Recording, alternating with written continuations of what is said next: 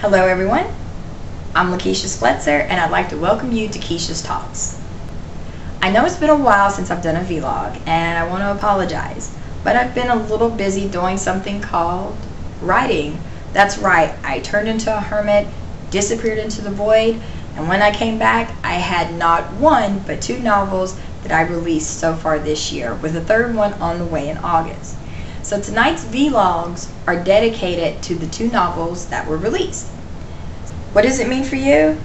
It means you get to sit back, relax, and find out about my two newest releases. The first release I'm going to be talking about tonight is Moonbeams. Moonbeams is my first effort at a fantasy novel, and I mean a true fantasy novel, the kind that has fairies and elves and powers and magic and, you know, big huge battles and, well, all that good stuff. So this is what the cover looks like. Once again, I have to thank my cover artist JD. He did an awesome job.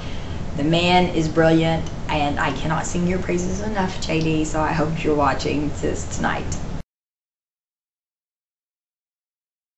There's an interesting story behind the writing of Moonbeams. Back in 2004, when I first moved to Florida, and I was introduced to a local writing workshop group, Moonbeams was the first story I actually started to write. It was supposed to be my big breakthrough. I was an eager beaver and I'm like, oh, I can do this. I can write this huge, epic fantasy, you know, and I can do this and it'll be great and I'll get published. And, you know, like so many grandiose dreams, something had to give. And unfortunately, it was my writing on the novel. When Moonbeams was first written, the title was actually Moonbeams and Moonlight, and it was supposed to be a play on words and a bunch of other stuff that kind of never really got realized. They were half-formed ideas that, you know, fell to the cutting floor gracefully.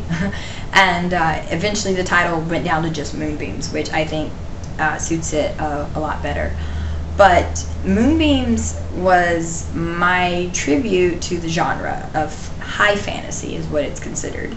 I had watched all of the Lord of the Rings movies the previous year, and my main thought when I was watching the films was I wanted to write a story that gave landscapes and visuals like that. I wanted to, you know, have a fantasy adventure where you actually were fighting something out there, not another human necessarily, but, you know, a fantastical creature like a troll, an ogre, you know, some crazy magical beast. And I had all these thoughts kind of swirling in my head when I moved down to Florida. I didn't, in the beginning, have this goal to be a writer. I just thought it would be cool to, you know, produce something like what I had seen on the big screen. The introduction of the writer's workshop into my life changed my ambitions, and it made me think that I could actually do this. So I got started on Moonbeams in 2004. I wrote on it for about a year, and it was really slow going because I was, you know, writing for the first time an actual novel, and I was getting feedback, so I was learning a lot in the process. Also, I had to unlearn my journalistic tendencies because I went to college and got a degree with journalism, and you're writing a certain way in journalism, and novel writing is totally different. With journalism, you have to be brief, and, you know, you got to get right to the point, and it's all about facts. And with the novels, you know, especially fiction, you're having to fill in details, and you can't just be bland and hope your reader can, you know, read your mind. So I was unlearning 4 years of college education to be able to write a novel, which I don't regret it. I mean, it's a great experience, and I learned a lot both ways. But it took me a year just to do. I think by the time I did like 2 or 3 chapters in a year's time, and then my personal life got in my way. It literally got in my way. I got married, I got pregnant, I had a kid, I had a divorce. I had a bunch of things happen to me just in between the time of the first, you know, writings and by the time I actually started back up again. So I wrote the first 3 chapters, and each one ran about 25 pages, typed pages, you know, regular size pages. So I had like 75 typed pages, and then I stopped. And like I said, personal life got in the way. Well, in 2007, 3 years later, I decided to participate in NaNoWriMo, which stands for National Novel Writing Month. It's an event that happens every November, and the goal is to write 50,000 words in 30 days. Well, my goal wasn't so ambitious. I was still trying to get myself out of the personal slump I was in because of, you know, the chaos of my personal life. And I made a goal just to write another chapter. I wanted just one more chapter because it'd been 3 years. So I pushed myself, and at the end of November 2007, I actually did have a chapter 4. Well, 2008 rolled around, my personal life got better, and suddenly I could hear my characters again. They welcomed me back like long lost friends, and it was great to be welcomed back into the fold. August 2008, I started up on Moonbeams again, and from August 2008 through October 2008, I was on fire. I mean, my characters were yep, and I was like, okay, I got you. So I was writing like mad. I ended up doing 4 more chapters, and like I said, these are like 25 pages at a pop per chapter. So I got through chapter 8, and then November 2008, I started on what became my second published novel, which was Weird Love Dust Conspiracy. So Moonbeams once again took a back seat to my writing because Weird Love went from November 2008 to July 2009. Then I wrote Jules in August 2009 and worked on it all the way up into 2010 when I debuted as a indie author. So Moonbeams said, okay, cool, we're kosher, you know, you go for long periods without writing on us. So they sat back, relaxed, chilled. Well, in 2010, I debuted as an indie author and was very, very busy getting myself out there and doing, you know, letting people know, hey, I'm here. So Moonbeams sat, and then finally, when November, well, actually it was October, when October rolled around, I picked it up and I'm like, okay, you know what, Keisha, you need to finish this. It's 2010. You started this story back in 2004. You really need to get off your butt and, you know, get it done. So I sat down, started with chapter 1, and went from the beginning all the way through what I had written. And I had lots of fun laughing. I had turns at being laughing at myself and being appalled because I could see how much I had changed as a writer. I could see like all of the crazy little mistakes I did way back when, as opposed to, you know, how I write now. So it was an interesting journey from start to finish. I did make lots and lots of notes because I realized that the story itself was pretty solid, but I needed to change the points of view. I needed to change the tone. I needed to, you know, have these characters be more than what they were. So it helped to go back and read it all. It helped to go back to make the notes. I did do Nano in 2010, and then in December I sat down and seriously, you know, lit a fire under myself and wrote on Moonbeams, which took me all the way into January and a little bit of February before I finally wrapped it all up. But I did it. 7 years. It took 7 years for this book to be finished, but when it was done, I smiled for days because this was my baby. It really was a project of love. So that was a little bit about the history of Moonbeams and how it was written. Characters. Moonbeams is like a little bit like Weird Love in that you have a really huge cast of characters. I don't know, I seem to be favoring large cast of characters for some odd reason. I don't know, but it's great. But with Moonbeams, you do have 2 very distinct groups. You have the college students, and there's 3 of them, and then you have Shaylia and her group. So we're going to start with the college students, and I'm kind of going to give you a little bit of a rundown about their personalities and, you know, how they all kind of interact together. But you do have 3 college students, 2 guys and 1 girl. You have Rob, Megan, and Corey. All of them have a history together. All of them are friends. All of them get on each other's nerves, but when they put their minds to it, they can accomplish great things together. Megan is, wow, she is a true diva in every sense of the word, from the tips of her hair all the way down to her painted toenails. The girl is completely a diva. She knows she looks good, not afraid to flaunt it, and she really, really wants to have her way. She is a bit of a spoiled type of princess character.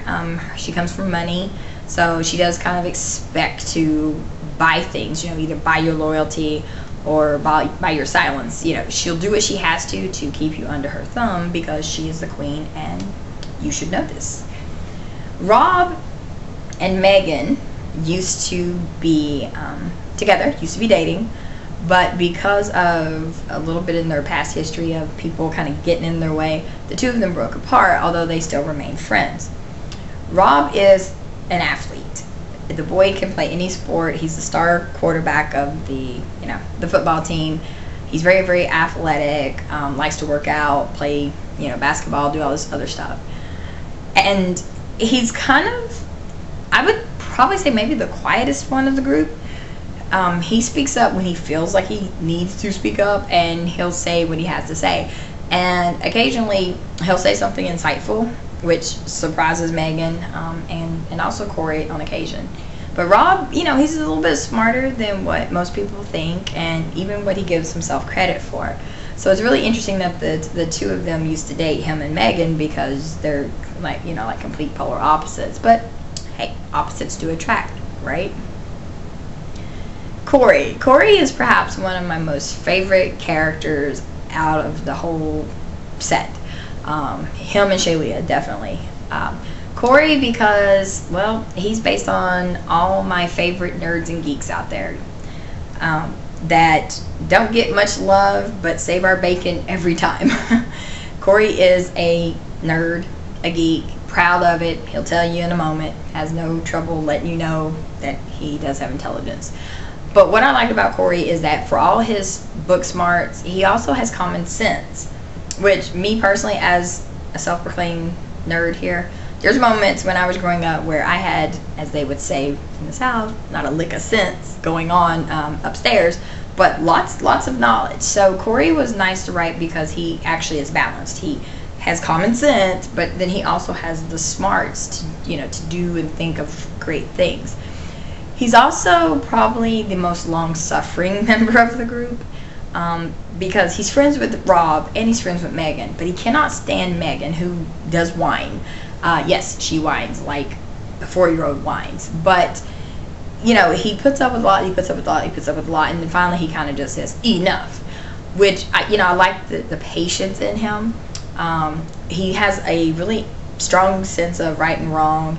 He doesn't like for people to not explain things. He doesn't like to be ignored, which some of the people in the alternate world, which is known as the Veil, are a little bit surprised by his assertiveness once they end up there. So now that we've talked about the 3 college students, or Outlanders as they're known once they cross over to the fantasy realm, let's go to the Veil inhabitants themselves. The fantasy world is called the Veil, and the name came about because I didn't really want to name the fantasy world some crazy name, which I'm pretty good at making up really far-fetched names. Just ask any of my readers and my friends. But I wanted it to be something simple but symbolic as well. And it came to me that because they're going from one world into another, you're going from something that's seen into something that's unseen. So what does that mean? Well, you've covered it up, you've veiled it, it's hidden. And I thought, wow, what if I just called it the Veil? It'd be great because it symbolizes so many different layers, and it was something I could work with. So that's how it got named the Veil. Well, in the Veil you have some of the stereotypical fantasy types. You've got fairies, you've got elves, you've got dragons, you've got unicorns, all those kind of creatures. But then there's also some new ones that I'm working on creating my own stuff and mixing in. But in the Veil, you have a religion where they worship gods called the First Ones. Now, the First Ones have not been seen in, X amount of years, and they pick someone known as a peacekeeper. The peacekeeper is, well, our version of the ultimate cop. This person, he or she, travels the veil, and they keep the peace. And, they do it for as long as they are called to service.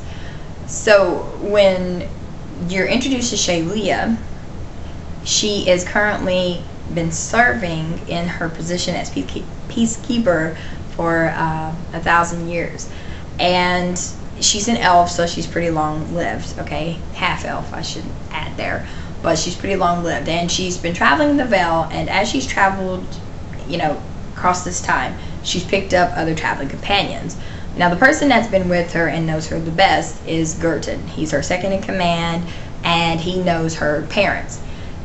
He helps to take care of her. He taught her everything she knows about weaponry, sword fighting, technique, battle strategy, you name it, he taught her. But he goes with her and he does protect her. In their travels, they picked up several more members.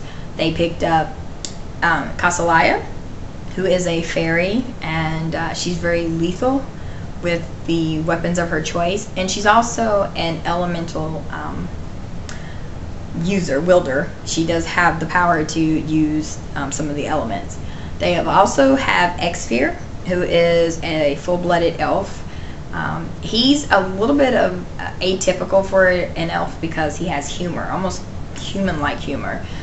He tends to find and make jokes, which it's fun, but it kind of throws people off a little bit because they picture elves as being stoic and regal, and Exfear just kind of laughs at you and goes, haha, yeah, no, that's not me. You have Firasini, who is a dwarf, and he's, kind of a very typical dwarf. I didn't really fool much with that stereotype because I like that in the dwarves. I like their boisterousness. I like the liveliness and their very passionate way that they live. You have Lintren, who is a human in the group. He's very, very good at tracking, very good at what he does. He's the quietest one out of the group. Almost a little on the surly side. Really easy to, snap if you're bothering him or if he thinks you're being a nuisance. Last but not least in the group is Mastrome. Mastrome is a half ogre who was rescued by Shaylia and Gurton a few decades ago. The story is not really touched upon much. There is references made about how they found him and where he came from. But he's a little bit of a mystery even to the other members of the party. He has a special bond with Shaylia, and that's all I'll say about that.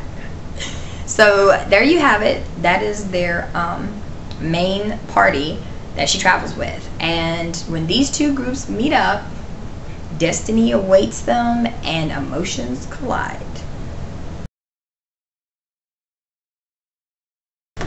Well, now, all good fantasy stories always have some kind of driving force behind them. Most of them tend to have a prophecy or a grand destiny, and Moonbeams is no exception. So I'm going to take a moment and I'm going to read to you the prophecy that they are having to fulfill. 12 there were, 7 pure, 5 corrupt. Our blood they spilled, vanity, glory, evil gain is lure, changes to our world abrupt. Years fly past like a fairy's wing, and time once again goes. Strangers from the outlands of yang and yin, possessing knowledge and woes. One is a leader born, one pampered and spoiled, the other secretive and unsure. Interest of the lot 5 peaked, for evil's return might be foiled, the veil and good forever tore. The strangers come to teach a dragon's child, and balance once again maintain. The key lies in a dragon's heart, unlock the kind, the love and the mild, evil thus banished and slain. Peace and harmony once more reign supreme. So this is the prophecy that is the driving force behind the sudden appearance of the 3 college students in the veil. Much to Shaylia's surprise and aggravation initially, because she's now responsible for saving these 3 young people and getting them back to their world. And thus, begins a journey that is going to be covering 3 books. It is a trilogy, and it's known as the Beams and Light Trilogy. So I hope that you will take a chance and delve into the fantasy known as Moonbeams.